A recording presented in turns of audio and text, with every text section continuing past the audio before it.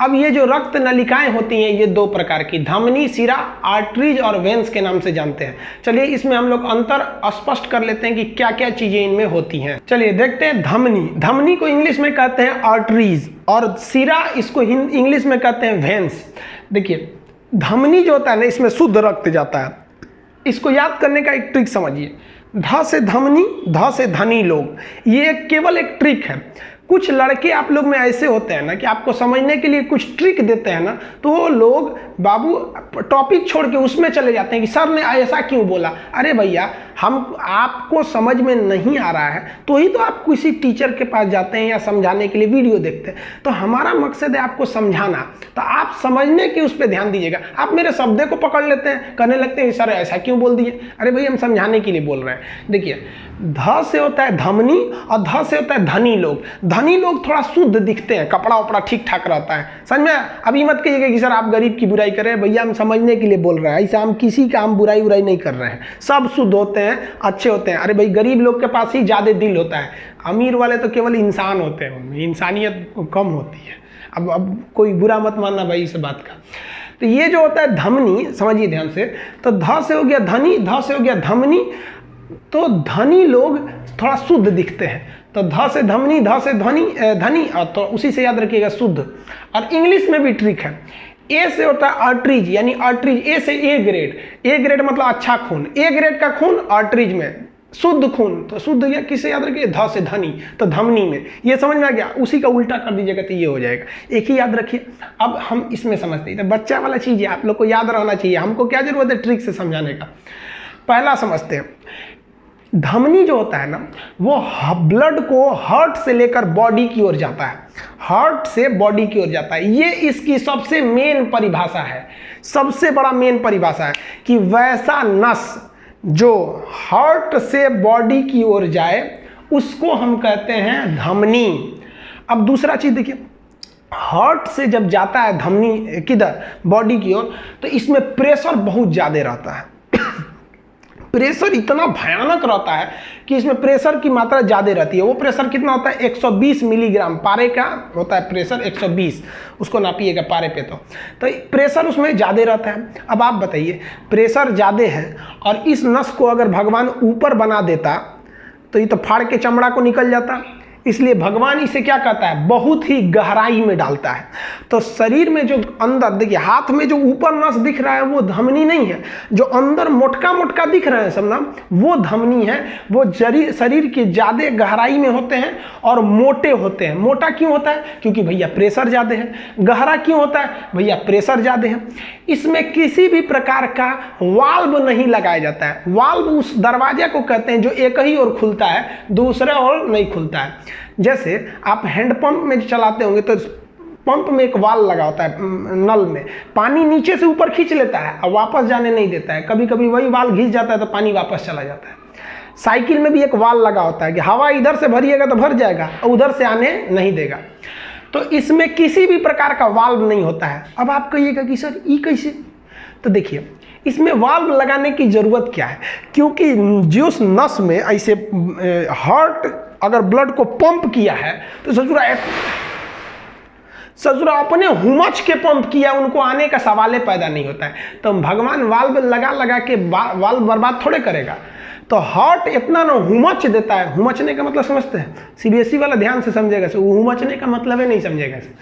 तो एकदम हड़ाहे कोच देता है एकदम कि जो उधरे रहो, तो पूरा तेजी से ब्लड उधर जाता है, लौटने का सवाल पैदा नहीं होता। इसलिए इसमें वाल्व नहीं होते हैं। ये लाल रंग का होता है, इसमें ब्लड की मात्रा ज़्यादा होती है और ये लाल रंग का होता है। समझ में? ये तो पहले बता दिए, इसमें शुद्ध रक्त बहता है। शुद्ध रक्त का मतलब ऐसा नहीं कि खूब साफ होगा, उस रक्त में ऑक्सीजन रहता है, इसीलिए उसे क्या कहते हैं, शुद्ध रक्त, शुद्ध रक्त। अब देखिए कुछ लोग कहते हैं कि सर इसका एक अपवाद है। क्या अपवाद है? फुसफुस धमनी। फुसफुस मतलब होता है फेफड़ा, आपको श्वसन तंत्र में पढ़ा दिए, यानी पल्मोनरी आर्टरीज। पल्मोनरी आर्टरीज, फुसफुस धमनी को क्या कहते हैं, पल्मोनरी आर्टरीज। आप कहिएगा सर इसका एक अपवाद है। फुसफुस धमनी, ये तो धमनी है, धमनी में शुद्ध जाना चाहिए, लेकिन फुसफुस धमनी में अशुद्ध, अशुद्ध मतलब बिना ऑक्सीजन वाला ब्लड जाता है। तो मेरे भैया ये अपवाद नहीं है, ये आपके कंसेप्ट की कमी है। देखिए हम आपको धमनी की मुख्य परिभाषा क्या बताए हैं, वह नस जो हार्ट से बॉडी के किसी पार्ट की ओर जाए।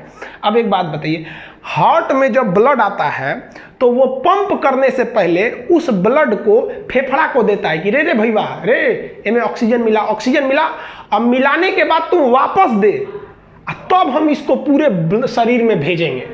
तब एक बात बताइए, हार्ट क्या डायरेक्ट बॉडी को देता है? नहीं, पहले वो फेफड़ा को देता है। फेफड़ा को क्या करता है? देता है। तब आप खुद सोचिए, हार्ट जिस नस के माध्यम से फेफड़ा को देगा, यानी हार्ट से वो कहाँ जा रहा है? फेफड़ा की ओर। तो हार्ट से बॉडी की ओर जा रहा है, तो वो तो धमनी है, और वह धमनी है, और वो किस लिए जा रहा है? ऑक्सीजन ले आने जा रहा है, यानी उसमें ऑक्सीजन नहीं है, इसका मतलब अशुद्ध है। तो वो तो अशुद्ध होगा ही होगा, क्योंकि वो तो ले आने जा रहा है। तो आप केवल शब्द को पकड़ते हैं कि सर धमनी है, इसमें अशुद्ध क्यों है? कंसेप्ट से समझेंगे तो ये अपवाद नहीं, ये कंसेप्ट है। समझ में आया? तो अमूमन धमनी में कैसा खून जाता है? शुद्ध। शुद्ध का मतलब उसमें ऑक्सीजन मिला हुआ रहता है। लेकिन फेफड़ा वाली धमनी में हार्ट जो भेजता है वो ऑक्सीजन में ले आने के लिए भेजा होता है। अतः फेफड़ा वाली धमनी, पल्मोनरी आर्टरीज यानी फुसफुस धमनी में क्या रहता है? वो धमनी है, किंतु उसमें अशुद्ध रक्त बहता है। ये आप धमनी की परिभाषा समझ गए होंगे।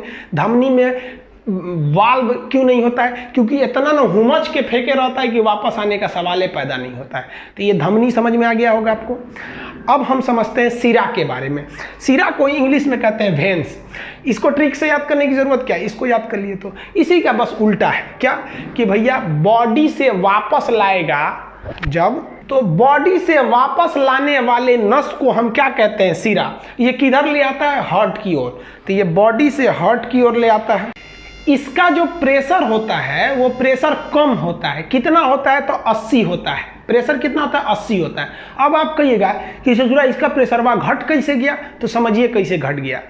आप कोई बॉल लीजिए, उस बॉल को किसी दीवार पर मारिए, तो जिस प्रेशर से ससुरा जाएगा, क्या टकरा के उसी प्रेशर से आएगा? नहीं, थोड़ा ना घट ना जाएगा।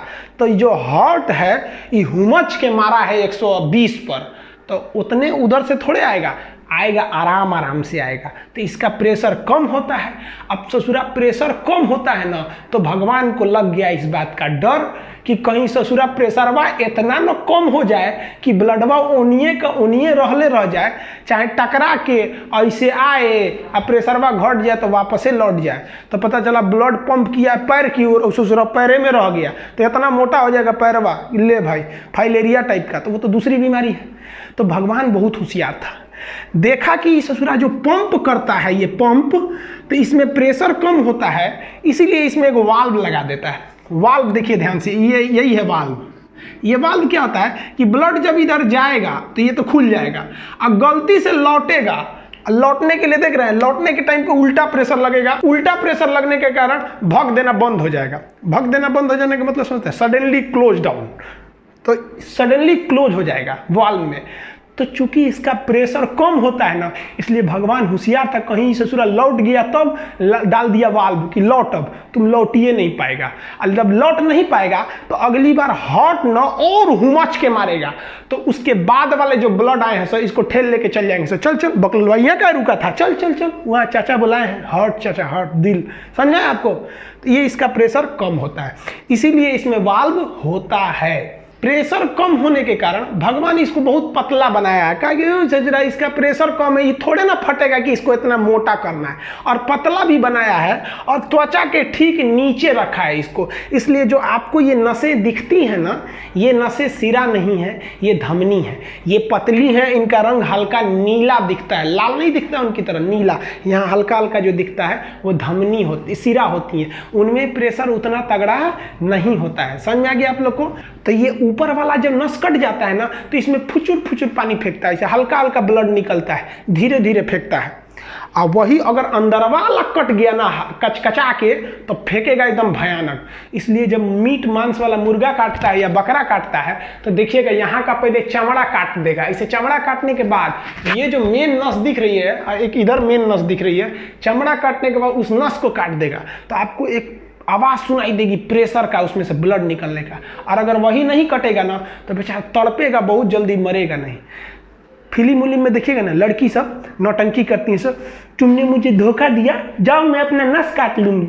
ससुरी घुसियाती है सब तो नसवा काट लेती है। सर ये बकलोलिया, ऊपर वाला सिरा काहे काट रही है, कचकचा के काटना एकदम धमनी, तब समझ में आएगा। आपको कोई अगर ब्लैकमेल करे ना, जब मैं हाथ काट लूँगी, ससुरी को कहिएगा ना तो ससुरी धमनी काट, धमनी ये वाला धमनी काट, नहीं काटेगी, बहुत होशियार होती है सब। तो आपको कोई इस तरह से उलझाए तो उलझिएगा नहीं, किसी को लाइफ में मनाइएगा मत। एक बार मना दिए ना वे जिंदगी भर मनाना पड़ेगा, नहीं तो हर 2 मिनट पर उठेंगे लोग, हाँ हम खाना नहीं खाएंगे, छोड़ दीजिएगा भूखले। आप कितना दिन कोई भूखे रहेगा, जब खाना खाने जाए तो टोक दीजिए, हे तुम तो गुस्सा थी, बोली थी कि खाना नहीं खाएंगे, मत खा मत खा। ससुरी को 15 दिन तक ऐसे भूखे टटा दीजिएगा, देखिएगा जिंदगी भर कब्बो ही नहीं बोलेगी कि हम खाना नहीं खाएंगे। जब जब याद आएगा कि ससुरा बहुत जल्ला आदमी है, 15 दिन भूखले छोड़ दिया था, समझ में आया? तो ये